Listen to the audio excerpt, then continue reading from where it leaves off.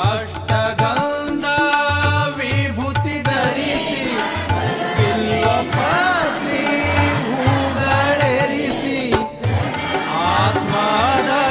ಜ್ಯೋತಿ ಬೆಳಗಿಸಿ ನಾವು ಆತ್ಮದ ಜ್ಯೋತಿ